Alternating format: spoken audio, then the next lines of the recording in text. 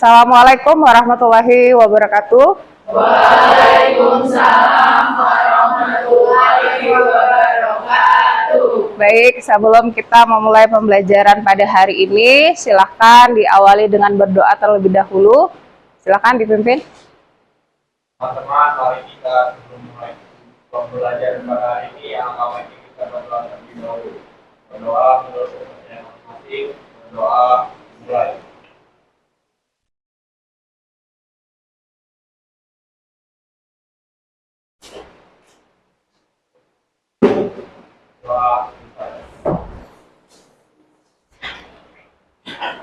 Baik, apa kabarnya hari ini semuanya? Baik, sehat dulu ya. Oke, hari ini ada yang tidak masuk? Belum tahu? Oke, jadi ibu absen dulu. Dengarkan namanya. Abdul, Aisyah, Anissa Aulia, Anissa Fahira, Aziza, Asmi, Zunun, Faires, Firdia, Gustaf, Jenny, Juan, Kalila, Lela, belum ada. Malika, Nadwa, Nalingga, Naura, Safa, Naila, Nazwa, Nesa, Noro, Ribi, Rizka, Safira, Triandini, Zahra Nur, Zahra Okta, Saskia. Ya, baik. Sebelum kita melaksanakan pembelajaran hari ini, silahkan disiapkan alat tulisnya.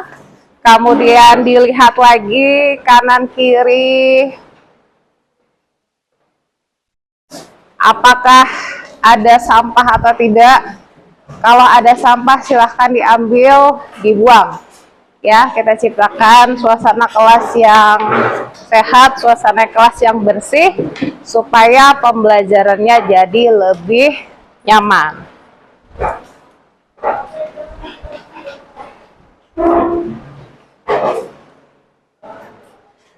Oke, sudah disiapkan. Sekarang kita ke pembentukan atau kita akan membuat kesepakatan kelas ya. Kesepakatan kelas itu berarti apa? Sesuatu yang disepakati berarti dikerjakan sama-sama dan merupakan tanggung jawab bersama juga ya. Sekarang untuk kesepakatan kelasnya, Ibu minta bantuan, silahkan memberikan pendapat. Kira-kira kesepakatan kelas apa yang harus kita buat untuk kelas 11-6? Silakan, angkat tangannya. Ya.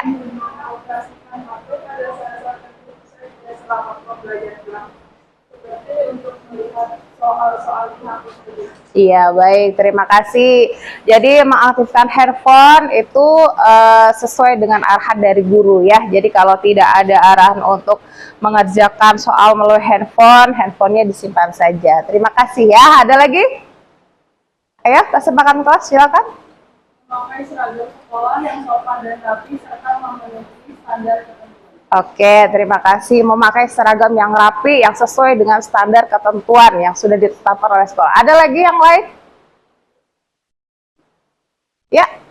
Bertanggung jawab menjalankan kelas sebelum, selama pembelajaran atau sesudah pembelajaran. Iya, terima kasih. Seperti yang kita lakukan tadi ya, memeriksa kebersihan kelas yang merupakan tanggung jawab kita semua. Ada lagi? Masih ada?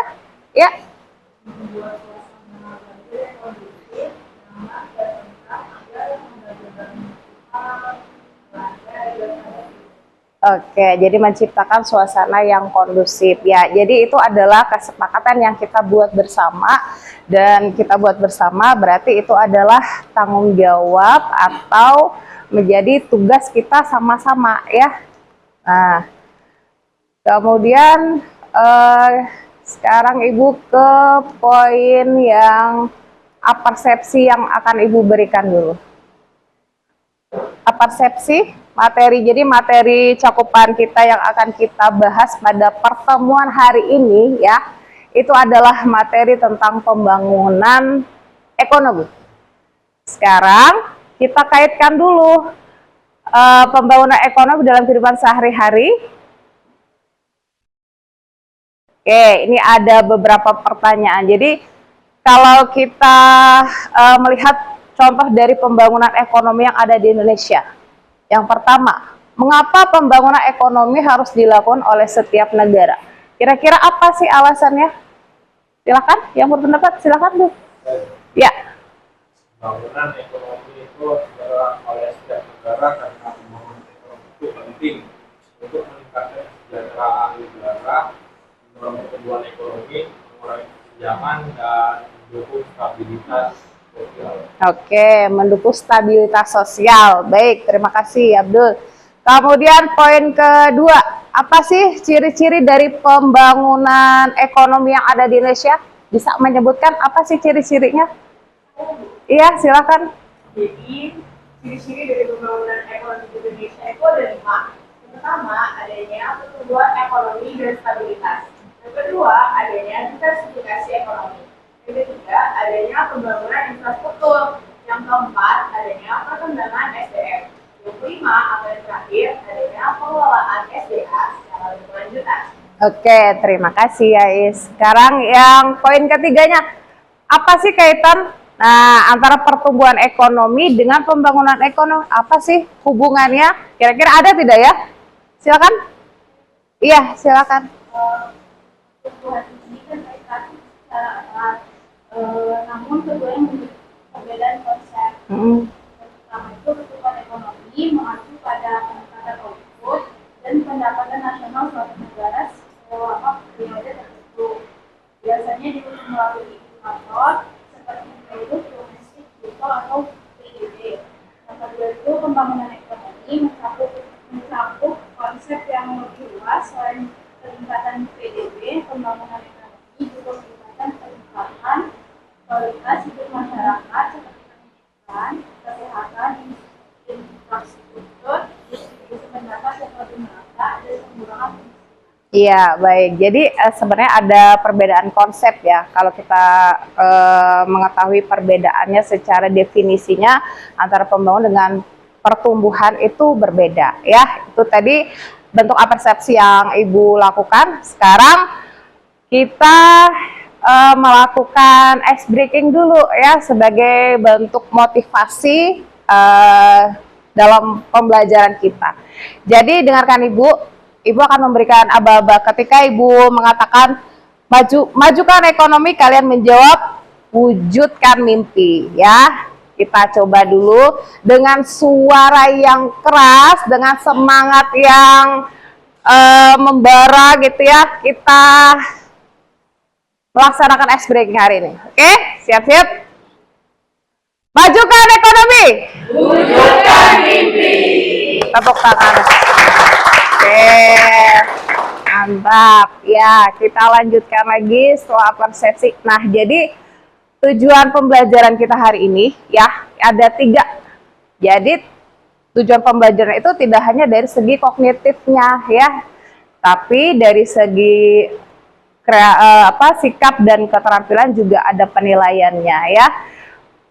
Di pembelajaran kognitif tujuannya adalah melalui metode ceramah, diskusi, peserta didik mampu menjelaskan konsep, kemudian mendeskripsikan perbedaan ya, mampu menganalisis hasil temuan permasalahan. Jadi nanti mencari suatu permasalahan dan menemukan solusi atau jalan keluarnya.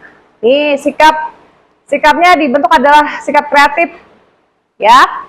Kemudian gotong royong, karena nanti bekerja secara tim, secara tim berarti berkolaborasi. Terus tujuan keterampilannya adalah mengkomunikasikan hasil diskusi kelompok dengan mempresentasikan. Apa sih manfaat kita mempelajari materi ini ya? Yaitu kita akan bagaimana kita bisa berpikir kritis, melatih dan bekerja sama ya dengan adanya kolaborasi tadi. Sekarang untuk langkah-langkah pembelajaran, jadi metode pembelajaran kita hari ini adalah metode PBL, Problem Based Learning ya.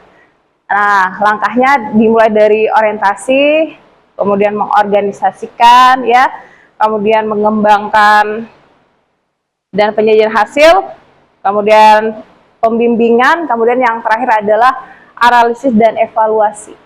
Nah, ini adalah teknik penilaian yang akan kita lakukan nanti. Ada pengetahuan, sikap, keterampilan ya. Pengetahuan dari pretest, post-test. Sikap dari kerjasama, presentasi.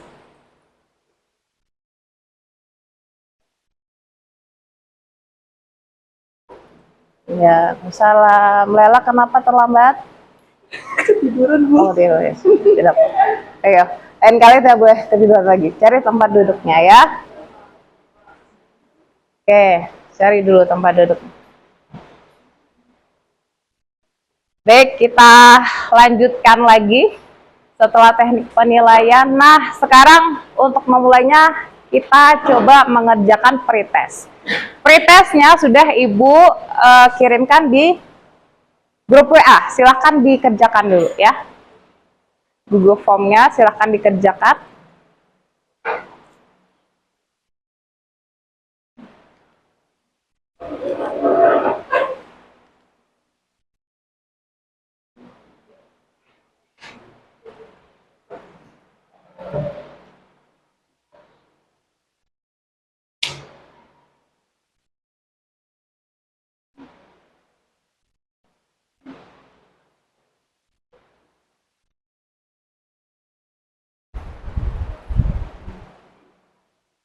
Oke, soal pretestnya kalau sudah dipilih jawabannya silahkan di-submit.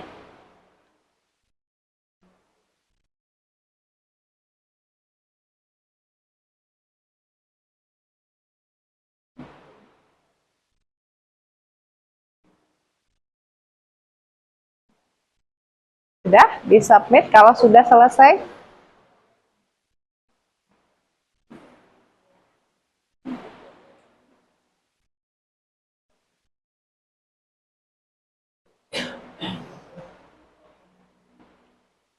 Oke, yang sudah mensubmit, berarti sekarang kita lanjut ke kegiatan inti pembelajaran kita pada hari ini ya. Jadi ada 3 kegiatan inti. Yang pertama ada pembagian kelompok, kemudian pembagian LKPD, kemudian pengecekan LKPD ya, lembar kerja peserta didik itu LKPD.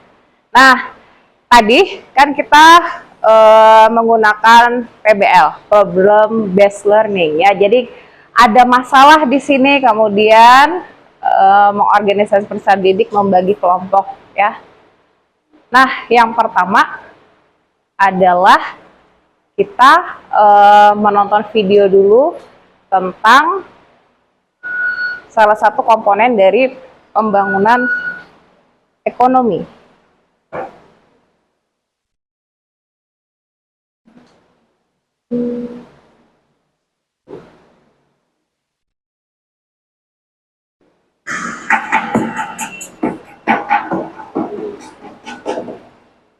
Indonesia bisa dikatakan mengalami pertumbuhan ekonomi yang cukup pesat. Namun, di balik pertumbuhan ini, Indonesia masih mengalami banyak permasalahan ekonomi. Lalu, ada apa saja masalah ekonomi Indonesia? Pertumbuhan ekonomi Indonesia terbilang cukup pesat, namun angka kemiskinan, ketimpangan sosial, dan pengangguran juga tergolong tinggi. Guna meningkatkan pertumbuhan ekonomi, berbagai masalah ekonomi seperti kemiskinan dan pengangguran harus segera diatasi agar dapat memperbaiki kuantitas serta kualitas ekonomi Indonesia. Tingkat impor Indonesia tergolong masih tinggi. Hal ini dikarenakan output di sektor pertanian dan peternakan kian rendah. Sementara pertumbuhan penduduk terus-menerus meningkat, sehingga harus ditekan seminimal mungkin untuk meningkatkan pertumbuhan ekonomi dalam negeri. Umumnya, masalah ini dipengaruhi oleh kisaran pendapatan, harga barang dan jasa, hingga seberapa banyak barang yang dikonsumsi. Belakangan ini, hampir seluruh dunia, tak terkecuali Indonesia, juga turut merasakan inflasi yang disebabkan COVID-19 maupun perang Rusia-Ukraina. Hal ini juga turut memengaruhi daya beli masyarakat Indonesia. Begitu pula dengan suku bunga pinjaman yang relatif rendah sehingga perluasan dunia usaha jadi sedikit hambat. Dalam 3 tahun terakhir, Indonesia sebagai negara tujuan investasi langsung terus mengalami penurunan. Selain itu, jumlah perusahaan di Indonesia juga mulai berkurang. Disadari atau tidak, ini mempengaruhi daya saing antar masyarakat atau antar perusahaan dalam mengembangkan dunia usahanya. Dalam menghadapi revolusi industri 4.0, dibutuhkan perencanaan yang matang, termasuk penyusunan skala prioritas. Minimnya perencanaan infrastruktur dasar industri, yakni Internet of Things atau IoT, dan mitigasi tenaga kerja juga mengaruhi masalah ekonomi di Indonesia.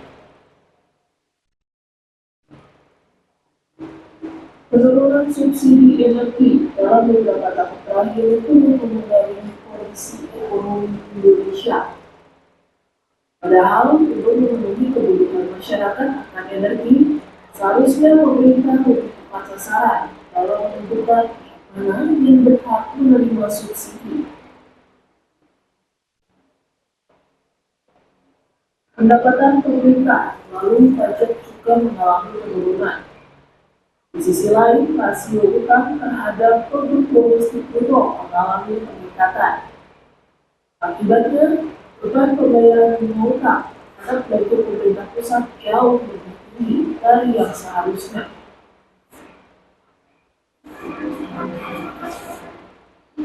Alokasi dana desa terus meningkat tiap tahunnya. Begitu pula dengan proporsi dana desa yang ditransfer ke daerah. Meski begitu, kenaikan dana itu tidak berbanding lurus dengan meningkatnya indikator sosial di pedesaan.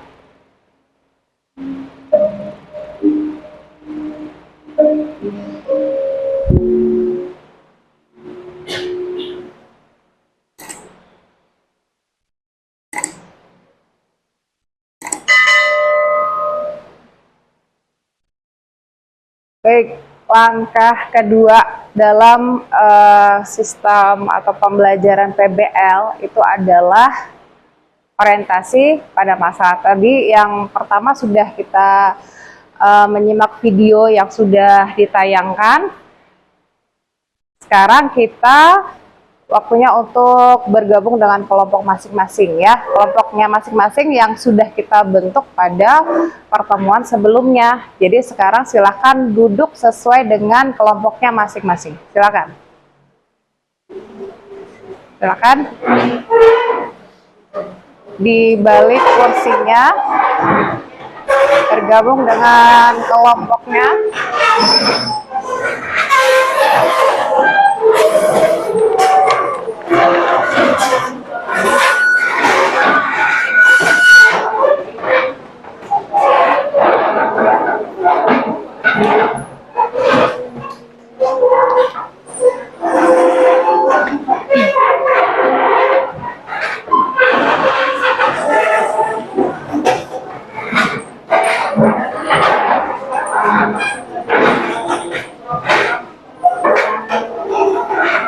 Baik, sudah dengan kelompoknya masing-masing ya.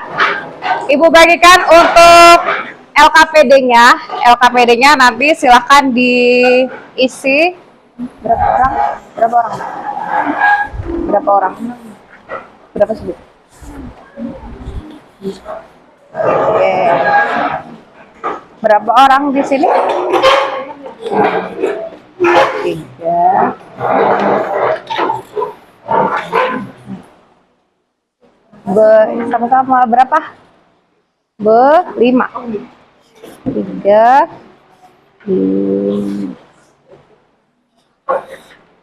Berapa, Zah? 6. 7.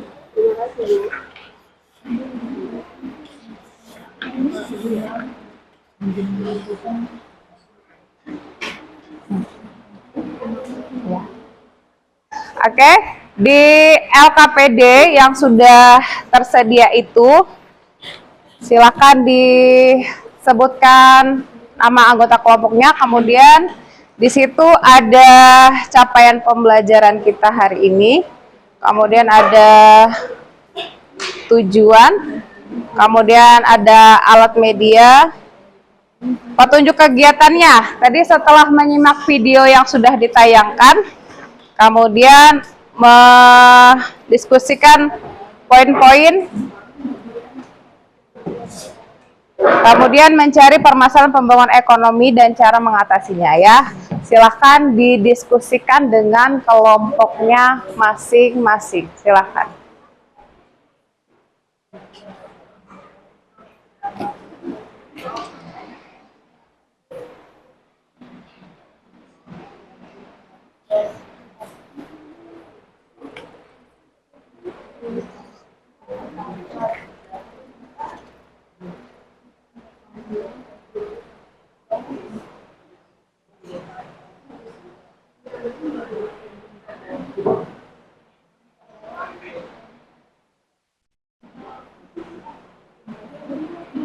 Oke, Ibu beri waktu 5 menit untuk mendiskusikannya dengan kelompoknya.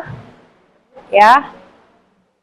Permasalahan ekonomi, contoh dari pembangunan ekonomi dan cara mengatasinya.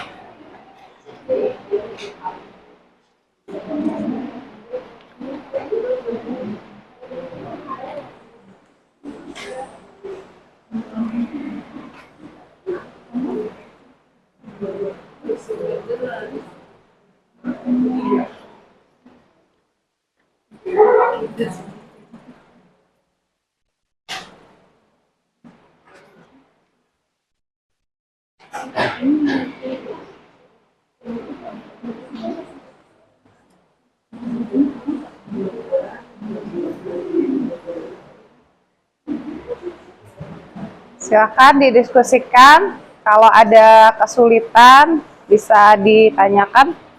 Silakan didiskusikan.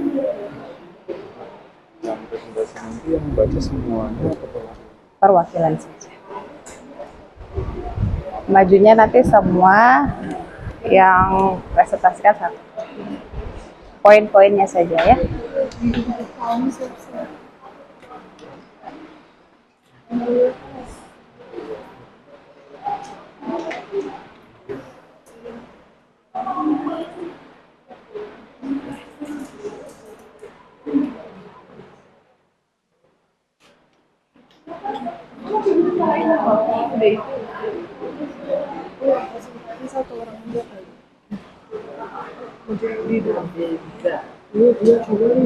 Didiskusikan aja dulu.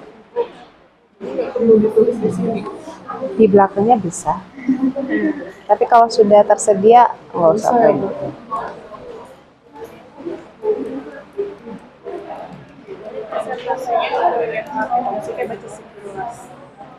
Boleh dibantu sedikit-sedikit, tapi tidak baca meter ya. Tapi yang kita terangin itu harus panjang banget kan Bu? Poinnya saja. Pertanyaannya kita boleh pakai medis mana nggak? Tapi nggak boleh. Tapi boleh dibantu. Silahkan didiskusikan ya.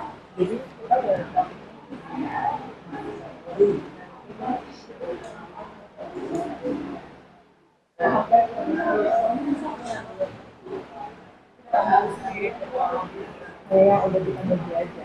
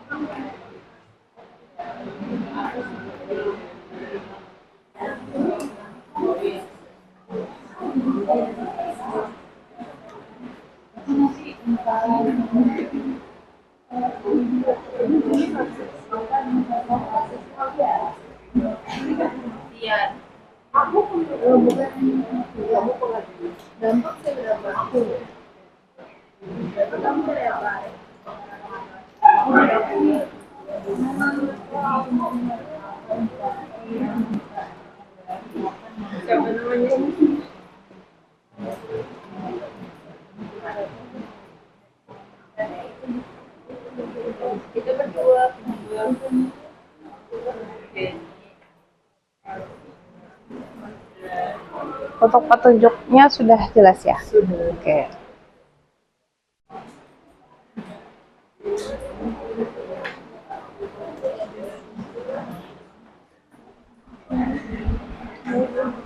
Ada kesulitan? Buat yang ini kesimpulannya itu beneran ditulis Bu. Kesimpulannya poinnya aja. Poinnya di dalam. Iya. Setiap anggota.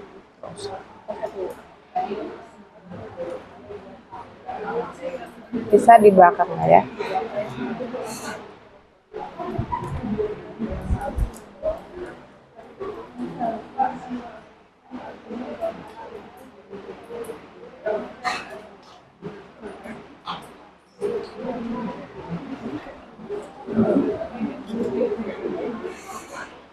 Ya, itunya sudah ditulis kah? Dipindahkan aja ke situ. Tapi poin-poinnya aja.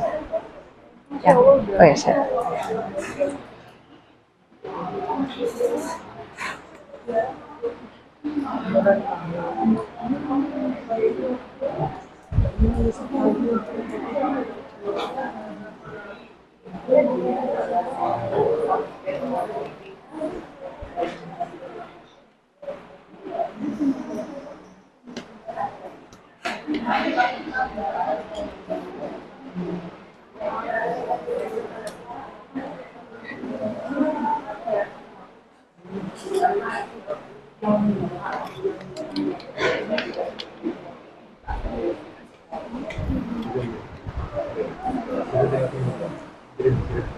Sudah dituliskan yang poinnya?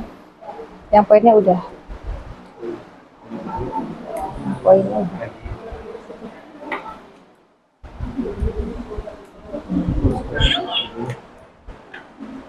Di belakangnya juga bisa di sini.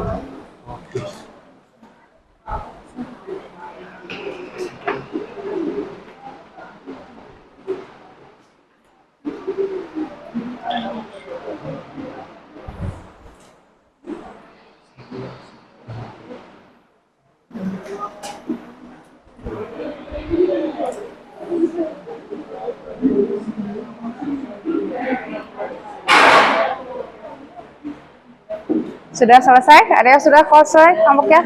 Oh, belum. Oke.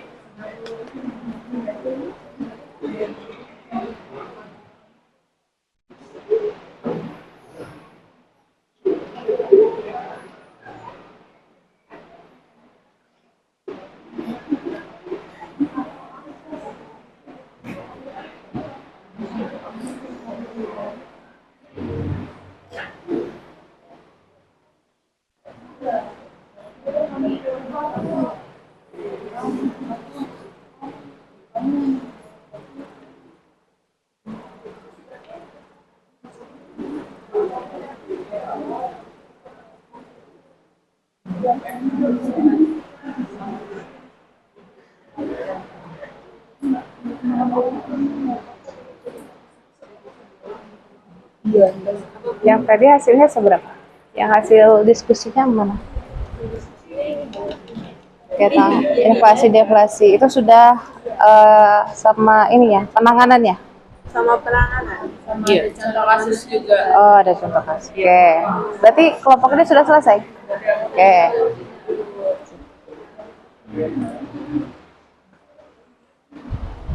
Yang poin-poinnya aja itu kasusnya 2 itu. Ada 3. Ada 3. Ada 2 ada 3. Kasusnya ada berapa? Ini cara menanggapinya. Oh iya. Oke.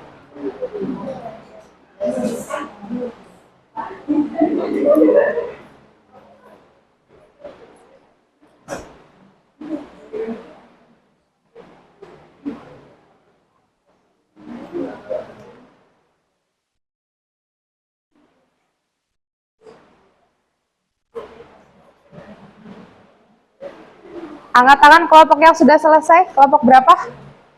Ada yang sudah? Ada yang sudah selesai? Kelompok ini sudah selesai belum? Tadi.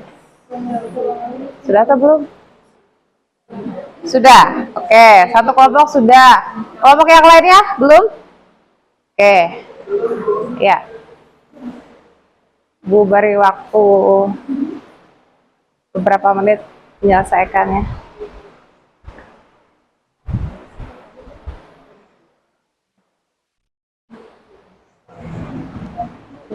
Singkat aja, nggak apa-apa, singkat aja. Iya, singkat aja. Sampai mana?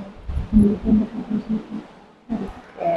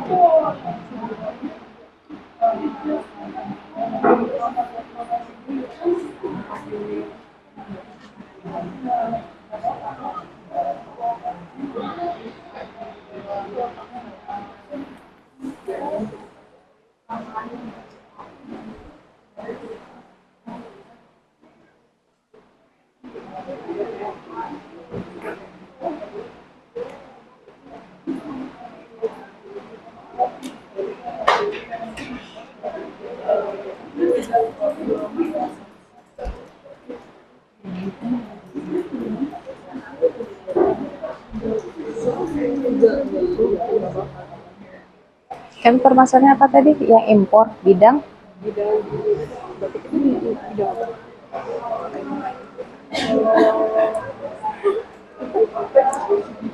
Pokoknya batik. Oh, tambah. Batik di bidang apa batik? Batik itu bisa budaya, masuk budaya juga. Budaya pasti batik daerah gitu kan ya, batik nasional. Jadi ada satu pokoknya batik dari Cina itu impornya jauh lebih besar ketimbang batik yang diekspor dari Indonesia. Sama solusinya permasalahannya juga sudah. Oke. Ya, tinggal tunggu yang lain ya.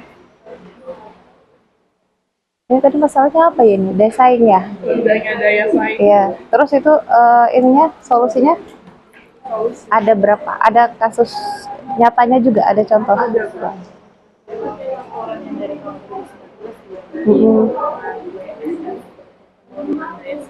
Oh, tahun. Itu tahun berapa datanya? 2019. Seini. Oh, ini referensinya? Ya, Oke, ya.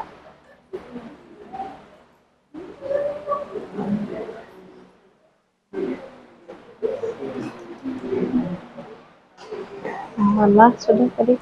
Sudah selesai ya? Sudah. Ditulis poinnya aja di belakang salah satu.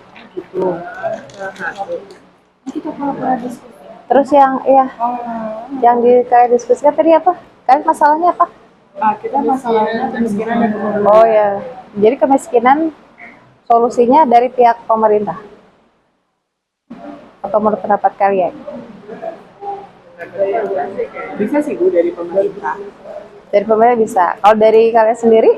Kalau dari kita sendiri, salah satu mengatasi kemiskinan itu dengan cara mengurangi keinginan untuk memiliki anak dulu. Menurut saya sendiri ya. Oke, ya. Siap produktivitas. Iya. Tuh. Sudah ya, poinnya sudah selesai jadi kamu. Oke.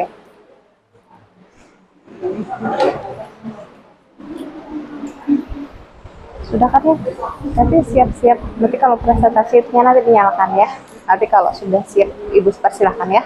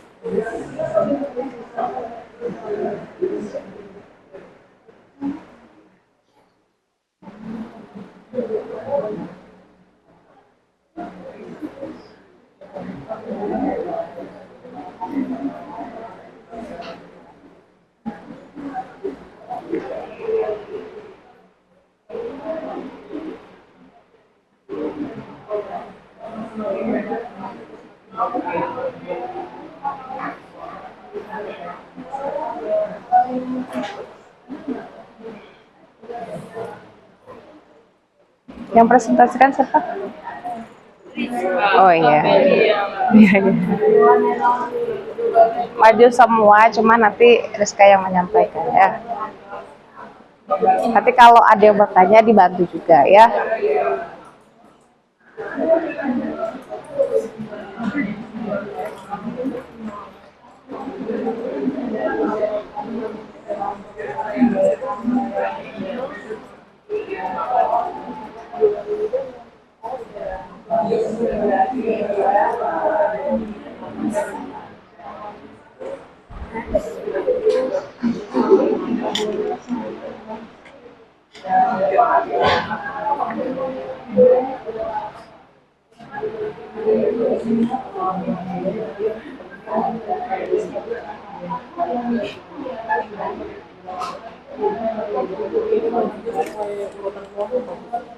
Maju ya supaya mempermudah. Jadi kalian kamu berapa? Oh, kamu 3. Ini kan cakupannya nanti kan? Ya. Jadi kelompok 1 kalian memberikan pendapat kelompok berapa? Kelompok 2 itu materi ini ya? Ini kah?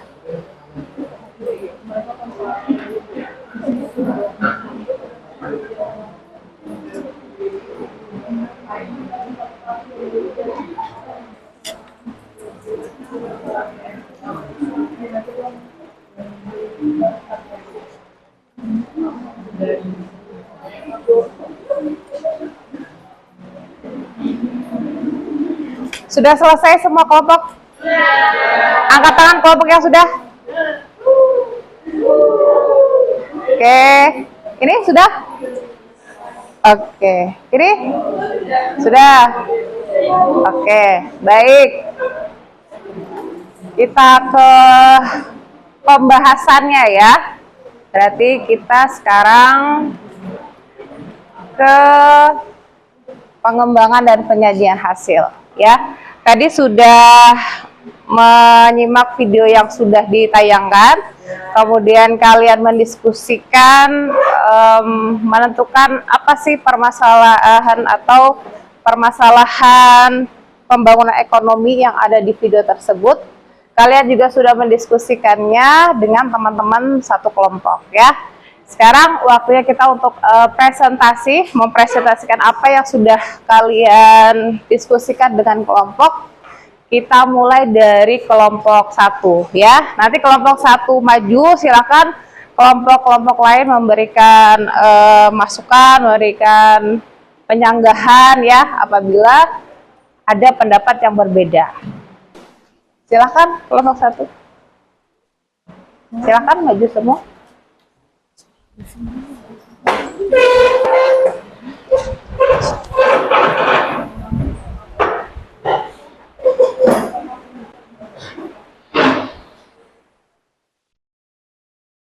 Kelompok lain silahkan menyimak pembahasan dari kelompok 1 ya.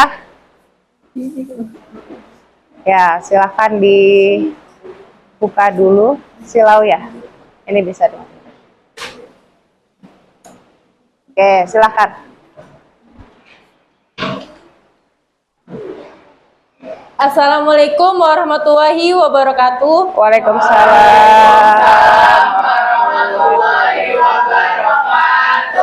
Salam, Om Swastiastu, Namo Buddhaya, dan salam kebajikan.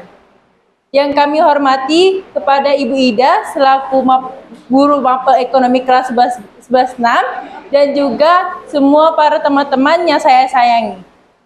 Pada kesempatan kali ini kami dari kelompok 1 akan mempresentasikan dan menjelaskan dari permasalahan ekonomi kami, yaitu tingkat impor dari sektor pertanian dan peternakan. Sebelum masuk ke dalam penjelasan, izin kami memperkenalkan diri. Perkenalkan, nama saya Nalingga Kirana Ripani. Saya Gustama Mekino. Saya Abdullah. Saya Dito. Saya Faira Sanayarsian. Saya Laura. Oke, baik. Kami akan menjelaskan kesimpulan kami setelah kami berdiskusi terkait dengan tingkat impor dari sektor pertanian dan peternakan. Yaitu kesimpulan dari permasalahan ekonomi tersebut adalah bahwa Indonesia menghadapi tantangan dalam sektor pertanian dan peternakan akibat keterbatasan produk domestik, pertumbuhan penduduk, dan ketidakseimbangan antara produksi dan konsumsi. Ketergantungan pada impor memberikan dampak positif, yaitu seperti peningkatan ketersediaan pangan dan diversifikasi produk. Namun, menimbulkan masalah bagi petani lokal dan keamanan pangan. Faktor tersebut meliputi adanya seperti iklim dan topografi, kebijakan perdagangan, dan teknologi dapat mempengaruhi tingkat impor.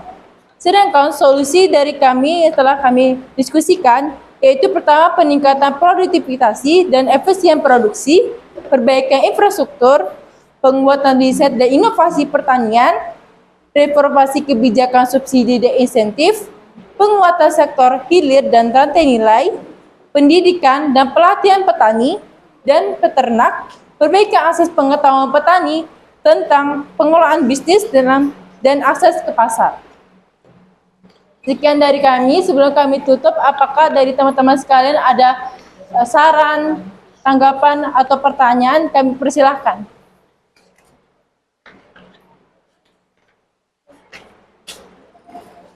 Ya, itu materi penjelasan dari kelompok 1. Silahkan kelompok yang lain memberikan pendapat, masukan, sanggahan, ataupun masukan yang bisa didiskusikan dalam pertemuan hari ini. Silakan.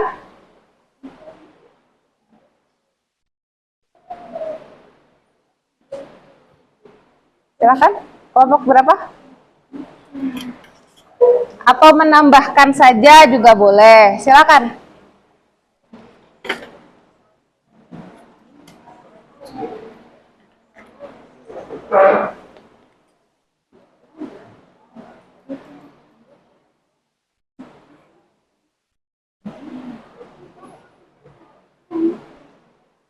Ayo, kelompok lain menambahkan juga boleh. Tadi dari sektor impor bagian peternakannya.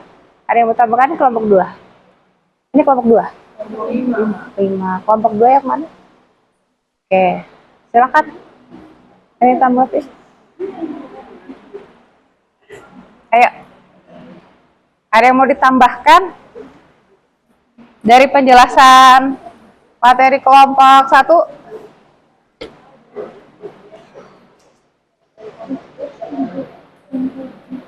Ada yang mau ditambahkan? Tidak ada. Kelompok yang lainnya? Sudah cukup jelas?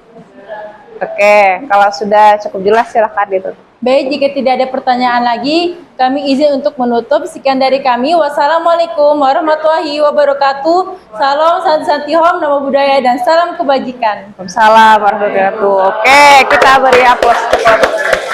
Terima kasih kelompok 1, silahkan duduk lagi. Kelompok 2.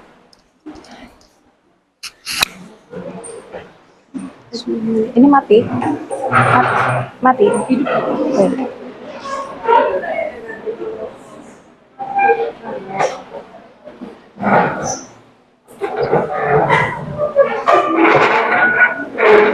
Yang menjelaskan, ya. Sudah hidup. Selipkan di. Ini saya mau lihat HP dikit boleh kan, Bu? Kenapa? Lihat HP sedikit. Gak apa-apa. Nah, udah.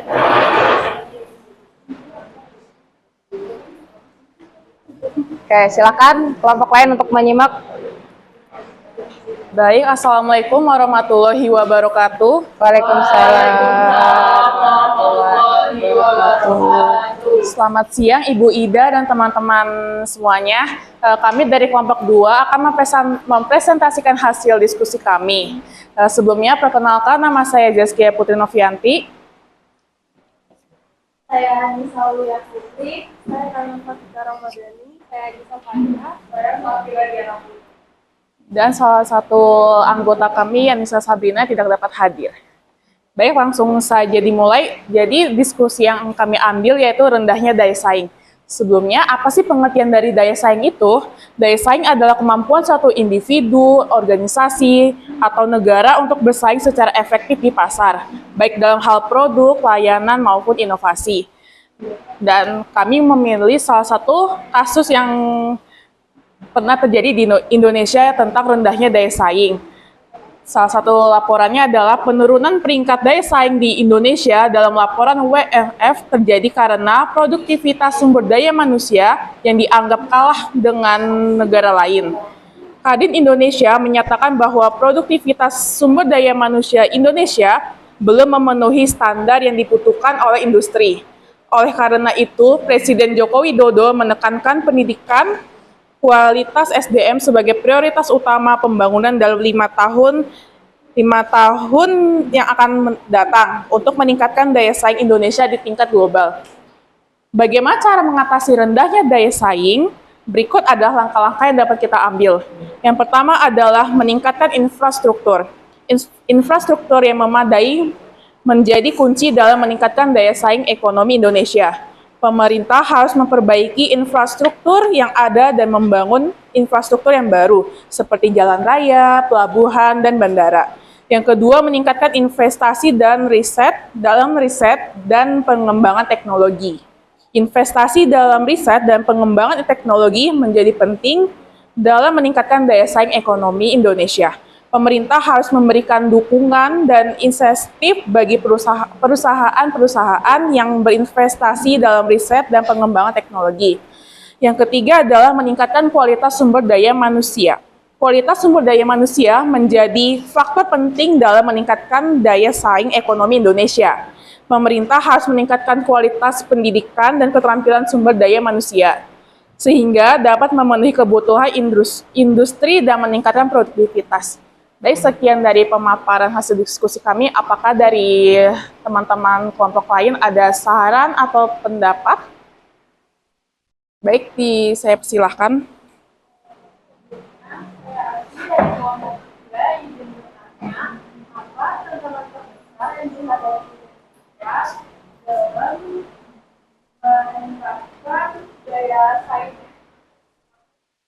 Baik, saya langsung saja menjawab. Untuk pertanyaan dari Ami dari kelompok 3. Tantangan terbesar yang dihadapi Indonesia dalam meningkatkan daya saing meliputi beberapa aspek. Yang pertama ada infrastruktur. Keterbatasan infrastruktur yang memadai seperti transportasi dan teknologi menghambat efisiensi dalam bisnis dan akses pasar. Yang kedua adalah sumber daya manusia. Kualitas pendidikan dan keterampilan tenaga kerja masih perlu ditingkatkan agar sesuai dengan kebutuhan industri yang terus berkembang. Yang ketiga adalah inovasi dan teknologi. Rendahnya tingkat inovasi dan adopsi teknologi di banyak sektor dapat mengurangi daya saing produk lokal. Yang keempat adalah ketimpangan ekonomi. Kesenjangan antara daerah, perkotaan, dan pedesaan, serta antara sektor formal dan informal menghambat pertumbuhan yang merata. Yang kelima adalah stabilitas politik dan ekonomi. Ketidakpastian politik dan ekonomi dapat membuat investor ragu untuk berinvestasi di Indonesia. Baik, sekian dari jawaban saya. Apakah diterima oleh Ami? Baik, sekian dari kelompok 2. Mohon maaf bila ada kesalahan dalam perkataan. Saya akhiri. Wassalamualaikum warahmatullahi wabarakatuh. Selamat siang. Waalaikumsalam warahmatullahi wabarakatuh. Baik, kita beri aplaus. Terima kasih kelompok 2. Silakan kelompok 3.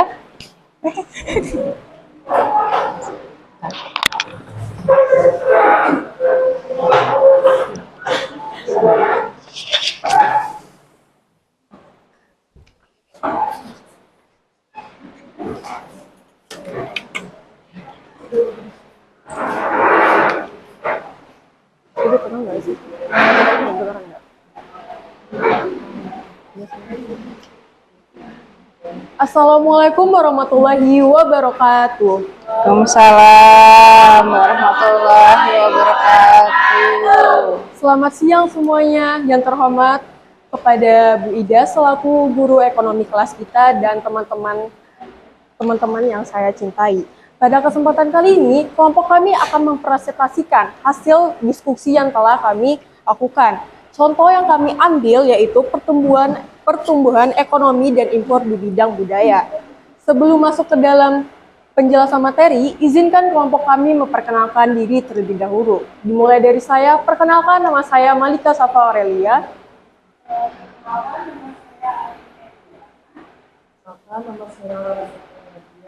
Perkenalkan, saya Naura Faiza.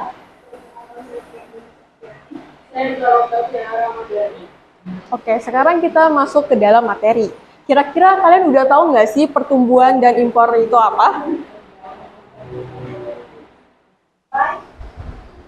Belum ada yang tahu ya. Jadi pertumbuhan ekonomi dan impor itu adalah situasi di mana kegiatan masuknya barang atau jasa dari luar negeri ke Indonesia yang melonjak sangat drastis.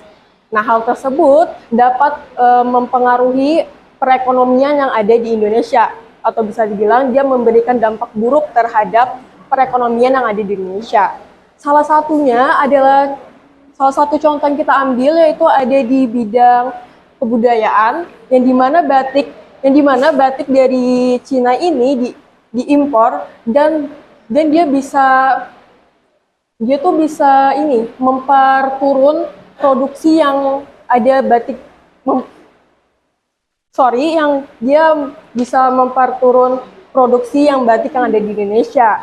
Nah, alasannya itu karena harganya yang jauh lebih murah ketimbang harga batik yang ada di Indonesia. Sehingga batik dari Cina ini mudah untuk diperjualbelikan di Indonesia. Nah, gimana sih cara mengatasi ekonomi dan impor hal tersebut? Yang pertama ada meningkatkan produksi dalam negeri. Pemerintah dan sektor swasta perlu mendorong investasi di sektor-sektor strategis seperti pertanian atau teknologi untuk mengurangi ketergantungan pada produk impor. Yang kedua ada promosi ekspor, yang dimana promosi ekspor ini meningkatkan kualitas produk lokal agar dapat bersaing di pasar internasional, sekaligus mendorong ekspor produk dengan nilai tambah. Yang ketiga ada peningkatan sumber daya manusia atau disingkat dengan SDM. Meningkatkan kualitas tenaga kerja melalui pelatihan, pendidikan, dan pengembangan keterampilan agar lebih siap bersaing secara global. Mungkin sekian presentasi dari kelompok kami. Kami membuka sesi tanya jawab atau tanggapan dari kelompok lain terhadap kelompok lain yang ingin memberi tanggapan, dipersilahkan. Silakan.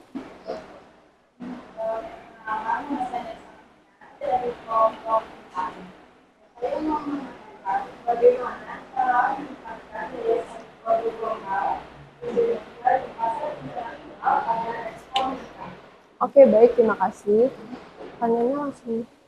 Oke, pertanyaan dari Nesa akan dijawab oleh Tian Dini. Jadi untuk meningkatkan daya saing produk lokal Indonesia itu di pasaran internasional, saya fokus untuk meningkatkan kualitas produk tersebut agar para konsumen ini dia tertarik untuk membeli produk tersebut, serta kita juga harus lagi mempromosikan produk lokal tersebut kepada konsumen, baik konsumen dalam negeri maupun konsumen luar negeri. Apakah jawaban dari kelompok kami sudah bisa diterima dengan baik? Apakah ada yang ingin memberi tanggapan lagi? Sepertinya tidak ada ya. Oke, kami tutup ya. Kurang lebihnya kami mohon maaf. Wassalamualaikum warahmatullahi wabarakatuh. Waalaikumsalam warahmatullahi wabarakatuh. Oke. Kelompok 4.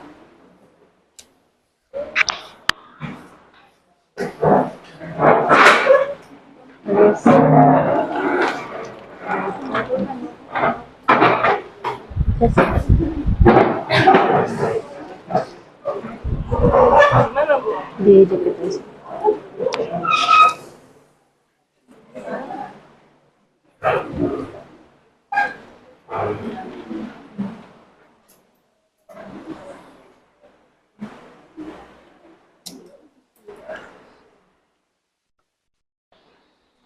Assalamualaikum warahmatullahi wabarakatuh. Selamat sore semuanya. Salam warahmatullahi wabarakatuh.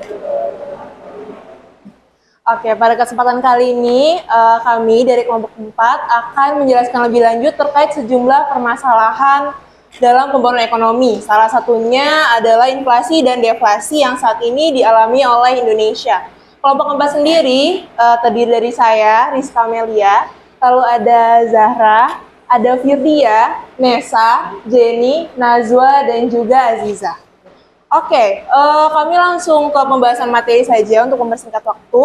Yang pertama mengenai pengertian dari inflasi dan deflasi. Singkatnya, inflasi ini merupakan penaikan harga umum. Jadi, inflasi itu adalah kenaikan harga, sedangkan deflasi adalah penurunan harga. Hal ini disebabkan oleh sejumlah kegiatan manusia nih. Salah satunya kalau untuk inflasi itu adalah kenaikan biaya produksi dan peningkatan jumlah uang. Jadi kalau Bank Indonesia menyebarkan banyak uang, hasilnya uang itu tidak akan terlalu bermakna, maksudnya tidak akan terlalu memberikan fungsi yang besar dalam dunia ekonomi, sehingga akhirnya kenaikan harga barang terjadi dan inflasi pun tidak dapat dihindari. Lalu ada deflasi. Deflasi itu penyebabnya adalah overproduction atau produksi dari pabrik yang berlebihan. Ditambah dengan sekarang itu maraknya gaya hidup masyarakat yang minimalis dan sederhana, sehingga banyak yang lebih memilih untuk mendaur ulang dan menggunakan barang-barang yang lama dan tidak membeli barang-barang yang baru. Sehingga hal ini juga berdampak pada perekonomian Indonesia yang akhirnya menyebabkan penurunan harga dan menyebabkan deflasi. Lalu ada nih sejumlah kasus inflasi dan deflasi yang mulai terjadi di Indonesia saat ini. Kalau inflasi yang bisa dan baru ini terjadi adalah kenaikan harga pangan pasca pandemi COVID-19 pada tahun 2022 dan kenaikan harga BBM yang saat ini terus kita rasakan ya dari tahun 2014 hingga saat ini. Lalu ada nih beberapa upaya yang bisa kita lakukan untuk bisa mencegah bahkan mengurangi dan mempres nilai inflasi dan deflasi. Salah satunya adalah dengan menaikkan tarif pajak oleh pemerintah. Oleh karena itu, jadi beberapa bulan belakangan ini, bahkan mungkin tahun, pemerintah menaikkan tarif pajaknya yang awalnya 10% menjadi 11% dan kabarnya akan naik menjadi 12%. Nah, pajak ini akan memberikan pengaruh yang besar pada perekonomian Indonesia sehingga akhirnya bisa mengempres nilai inflasi dan deflasi yang ada di Indonesia. Sekian penjelasan singkat mengenai inflasi dan deflasi dari kelompok kami.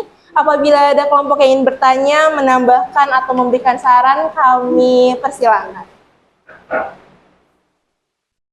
Iya, silahkan. Dari kelompok mana? Mungkin bisa berdiri. Perkenalkan, saya Aisyah Nisa. Saya sebagai perwakilan dari kelompok 5. Menurut kami, klasifikasi di kelompok kami itu bagus banget. Tapi ada nih yang kita kurang paham dan butuh pendapat dari kalian, karena kita masih bingung banget.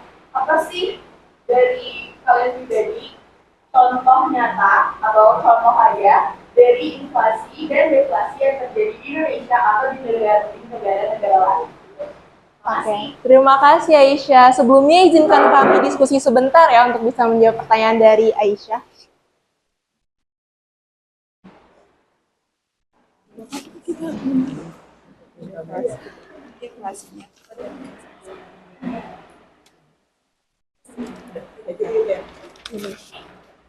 Oke, terkait dari pertanyaan Aisyah mengenai inflasi dan deflasi, kami izin menjawab ya.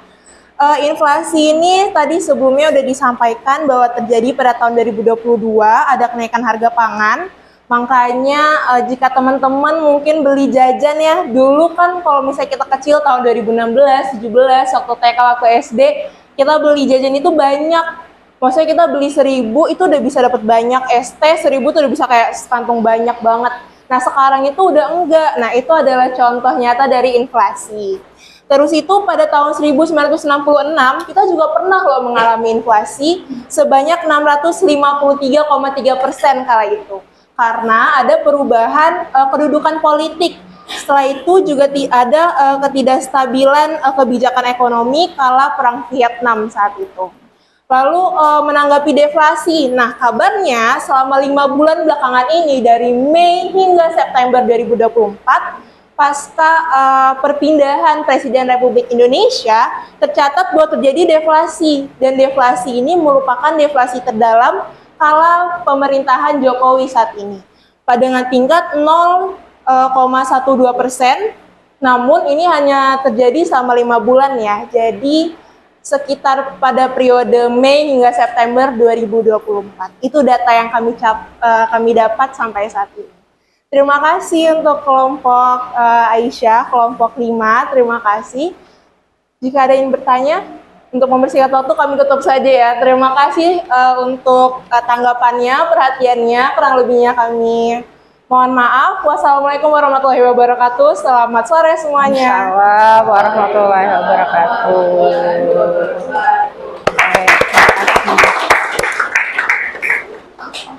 kelompok terakhir, silakan presentasi kelompok 5.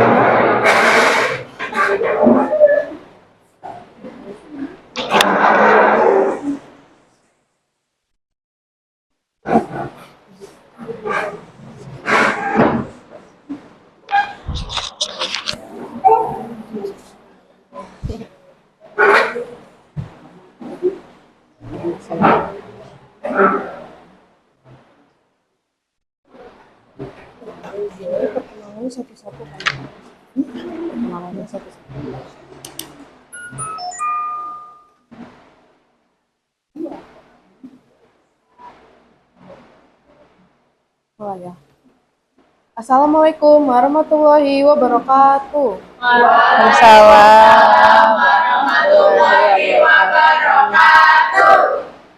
Selamat sore semuanya, kami dari kelompok 5 yang akan mempresentasikan materi mengenai kemiskinan dan juga pengangguran.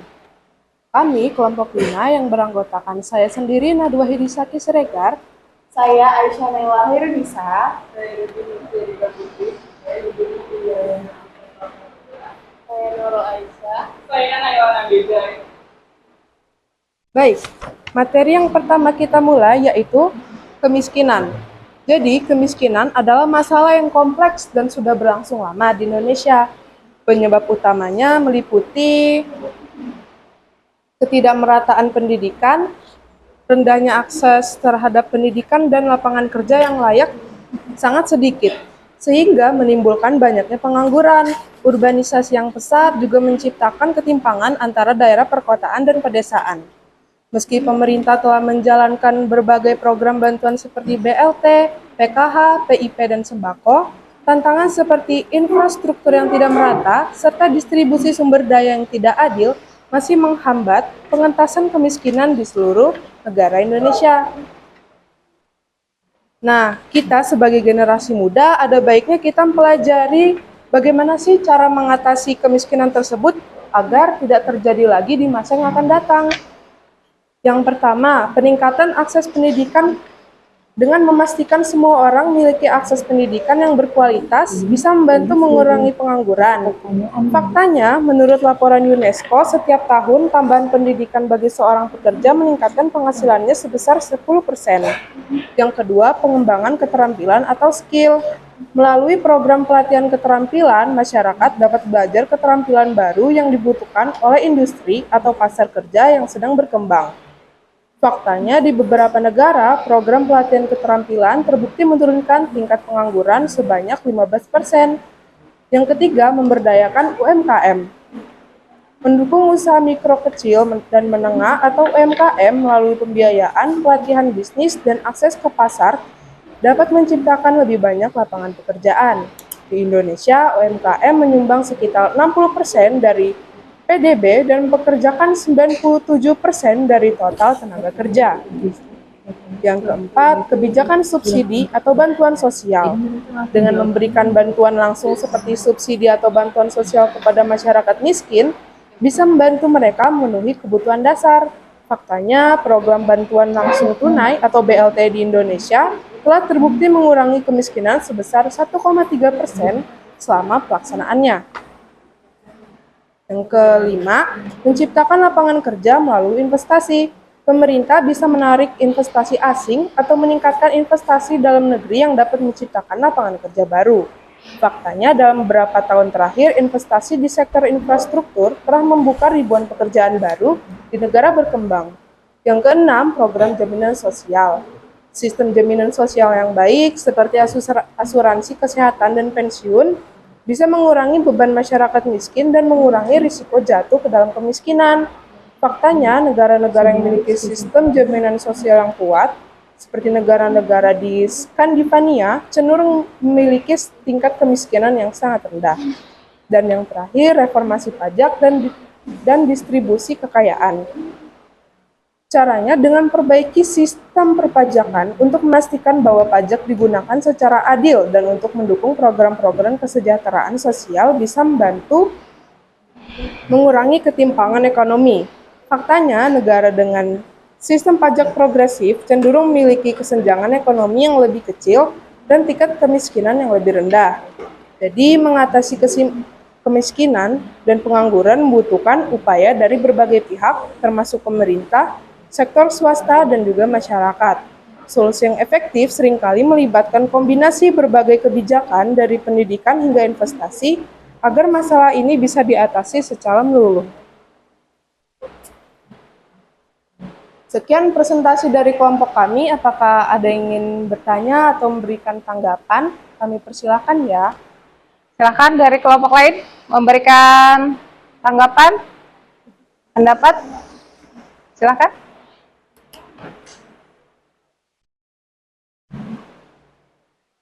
Ya baik, kenalkan nama saya Gusama Valentino dari kelompok 1. Saya ada sedikit pertanyaan kecil. Jadi pertanyaan saya, mengapa kemiskinan di Indonesia masih sulit diatasi? Terima kasih. Baik, saya izin menjawab pertanyaan dari Gustaf, kelompok 1. Jadi kemiskinan ini sulit diatasi karena adanya ketidakmerataan pembangunan, rendahnya akses pendidikan, dan kurangnya lapangan kerja. Meskipun sudah ada program bantuan, tantangan seperti infrastruktur yang tidak merata dan distribusi sumber daya yang tidak adil masih menjadi hambatan utama bagi negara Indonesia ini. Seperti itu. Apakah sudah jelas? Terima kasih. Apakah kelompok lainnya ada yang ingin memberi tanggapan? Jika tidak ada, maka presentasi ini kami tutup. Sekian, terima kasih dari kelompok 5. Wassalamualaikum warahmatullahi wabarakatuh. Waalaikumsalam warahmatullahi wabarakatuh. Baik. Ya, semua kelompok sudah menayangkan atau mempresentasikan hasil dari apa yang sudah didiskusikan tadi ya. Oke, sekarang semua materinya sudah penjelasannya sudah cukup jelas. Kemudian jadi intinya pembangunan ekonomi itu konsepnya akan berbeda dengan pertumbuhan ekonomi. Mungkin di akhir diskusi ini ada yang bisa menyimpulkan apa sih pembangunan ekonomi yang hari ini kita pelajari? Silakan, ada yang berpendapat?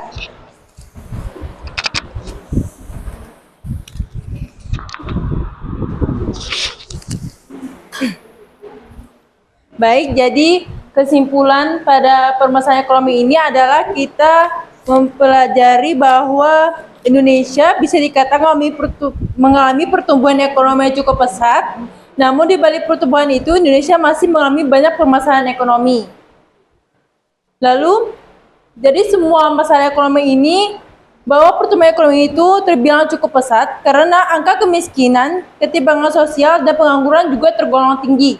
Guna meningkatkan pertumbuhan ekonomi, berbagai masalah ekonomi seperti kemiskinan dan pengangguran harus segera diatasi agar dapat memperbaiki kuantitas serta kualitas ekonomi Indonesia. Tingkat impor yang di Indonesia tergolong masih tinggi. Hal ini dikarenakan output di sektor pertanian dan peternakan kian rendah, sementara pertumbuhan penduduk terus-menerus meningkat sehingga harus ditekan seminimal mungkin untuk meningkatkan pertumbuhan ekonomi dalam negeri. Umumnya masalah ini dipengaruhi oleh beberapa pendapat, yaitu harga barang dan jasa, hingga seberapa barang yang dikonsumsi. Belakangan ini, hampir seluruh dunia, tak terkecuali Indonesia, juga turut merasakan inflasi dan disebabkan oleh COVID-19 maupun perang Rusia-Ukraina. Hal ini juga turut mempengaruhi daya beli masyarakat Indonesia. Dan rendahnya daya saing dalam 3 tahun ini, Indonesia sebagai negara tujuan investasi langsung mengalami penurunan. Selain itu, jumlah perusahaan di Indonesia juga mulai berkurang. Disadari atau tidak, ini mempengaruhi daya saing antar masyarakat atau antar perusahaan dalam mengembangkan dunia usahanya. Sekian dari saya, terima kasih. Terima kasih, Kak Lingga, Bu Evaluasi. Sekarang silahkan kita tadi kesimpulan sudah, silahkan mengerjakan post test, silahkan di barcode kan dengan handphonenya.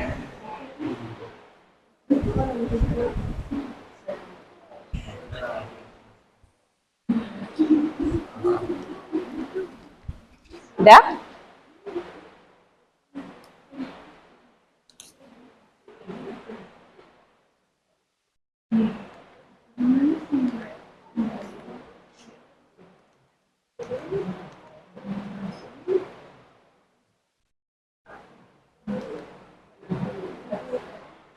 Oke, dan refleksi pembelajaran hari ini. Silahkan. Jadi memberikan refleksi bagaimana pembelajaran kita hari ini.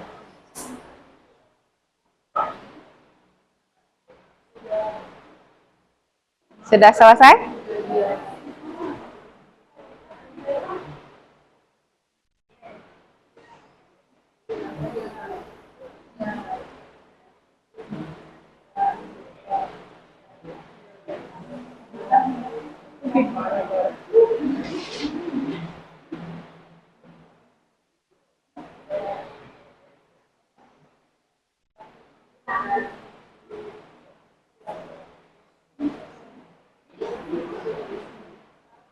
Oke, kalau yang prosesnya sudah bisa dilanjutkan ke refleksinya ya. Sudah, oke. Kita tunggu teman-temannya dulu yang belum.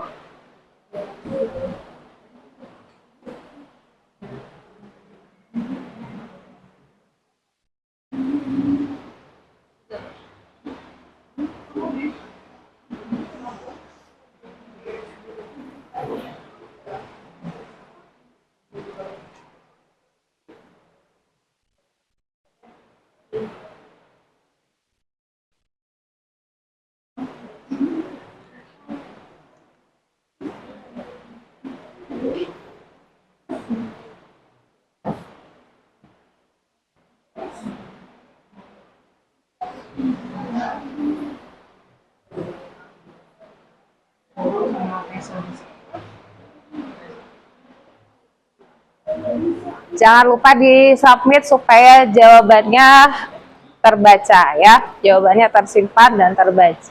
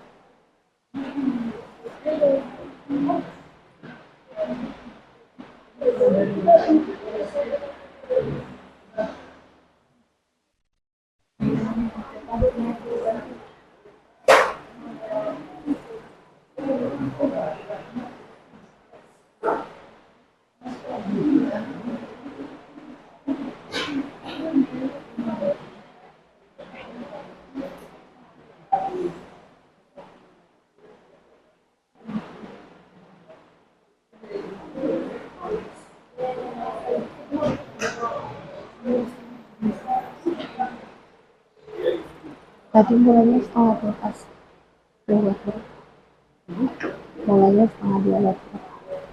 Mulainya.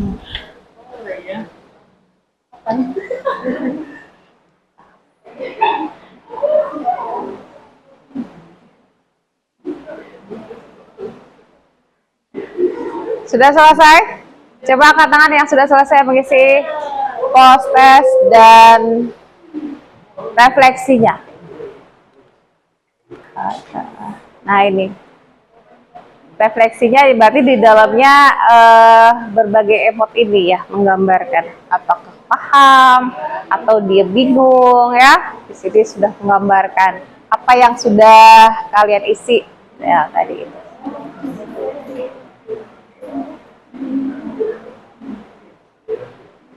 Nah, jadi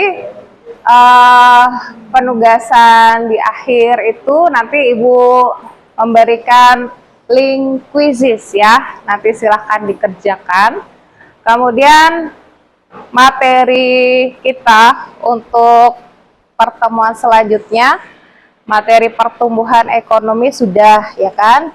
Materi pertumbuhan ekonomi sudah, materi yang hari ini kita bahas materi apa?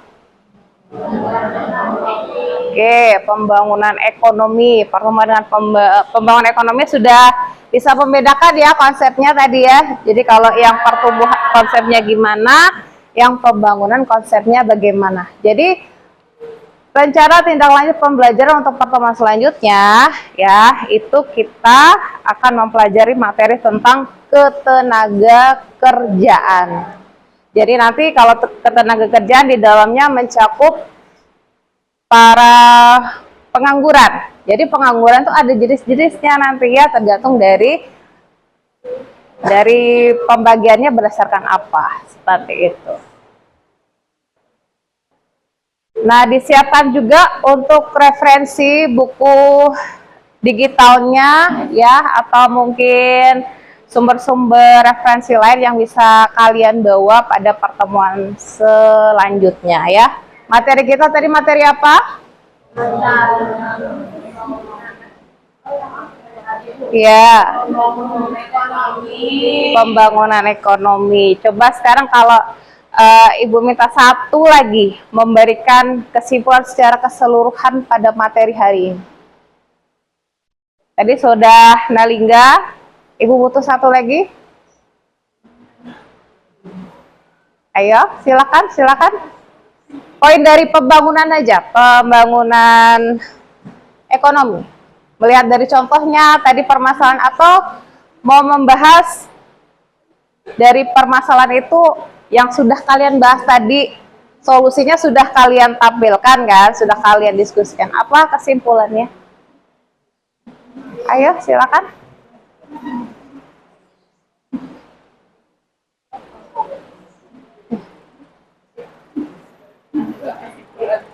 Kesimpulan poinnya saja. Ayo, silakan memberikan pendapat.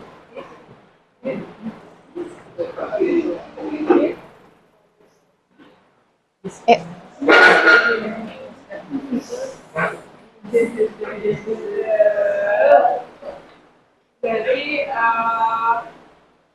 hari ini kan kita belajar tentang berbagai masalah yang bisa mengganggu pertumbuhan ekonomi dan pembangunan ekonomi di Indonesia ya.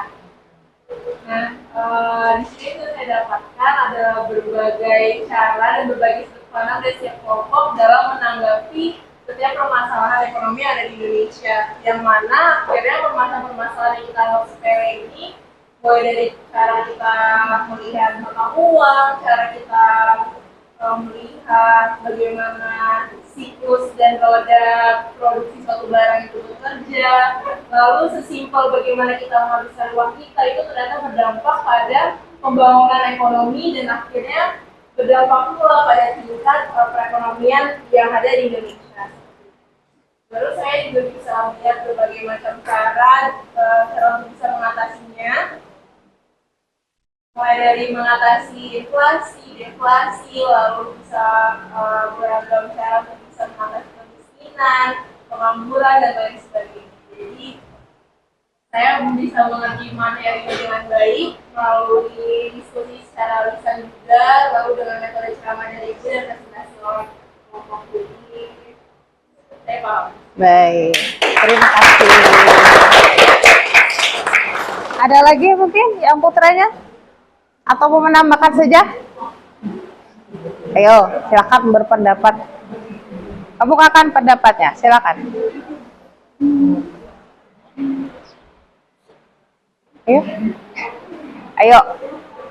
Kesimpulannya aja, menurut pendapat masing-masing aja. Ya, silakan. Juan? Ya. Menurut saya dari pembelajaran yang sudah kita lakukan pada hari ini, saya bisa mengetahui tentang wajah yang bisa dilakukan di pembangunan ekonomi tersebut, dan juga kita mengetahui beberapa contoh tentang pembangunan ekonomi. Terus gimana cara kita melakukan atau mencari solusi untuk mengatasi permasalahan dari pembangunan ekonomi. Ya. Baik, terima kasih. Tepuk tangan untuk dia. Apa ada lagi? Nah, tadi kalau sudah secara keseluruhan berarti tugas kalian sebagai peserta didik punya tanggung jawab ya, karena masa depan negara itu nanti kalian yang melanjutkan. Berarti bagaimana kalian memposisikan diri ikut andil dalam pembangunan ekonomi, apalagi yang harus dilakukan, apa yang harus kalian kerjakan, kalian siapkan ya, seperti itu. Masih ada lagi tidak? Sudah cukup? Atau ada yang mau ditanyakan lagi? Sudah cukup ya materinya ya?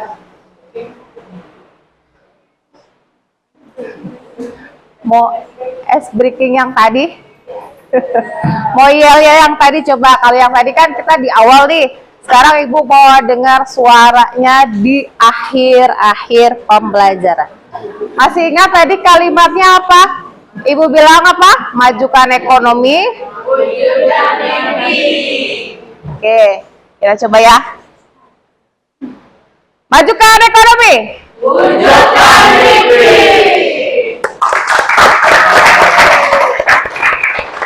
Ya, jadi ternyata suara di awal dan akhirnya tetap sama ya. Berarti semangatnya masih sama. Nah, jadi ini tadi jangan lupa ya, nanti Ibu kirimkan fisiknya, kemudian materi untuk minggu depan, atau pertemuan selanjutnya disiapkan materi tentang ketenaga kerjaan ya. Kalian bagian dari tenaga kerja juga nanti ya.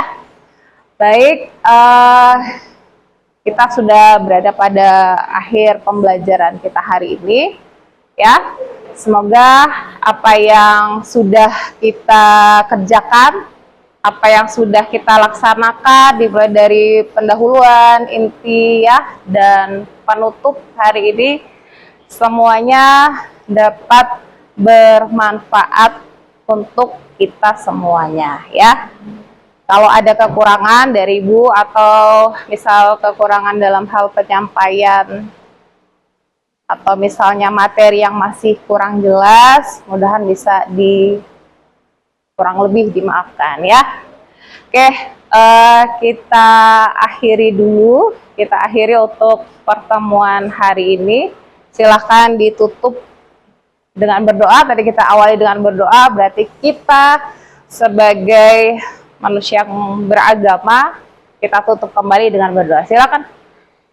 Ya, sebelum kita mengakhiri pada hari ini, alhamdulillah kita berdoa.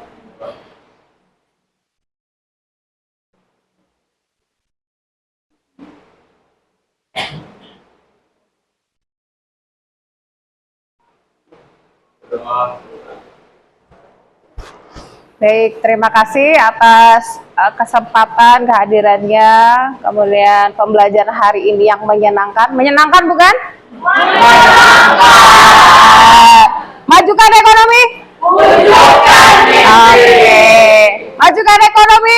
Wujudkan mimpi. Ya, terima kasih anak-anak hebat. Ibu akhiri. Wassalamualaikum warahmatullahi wabarakatuh. Waalaikumsalam warahmatullahi wabarakatuh. Selamat sore semuanya. Terima kasih. Sama.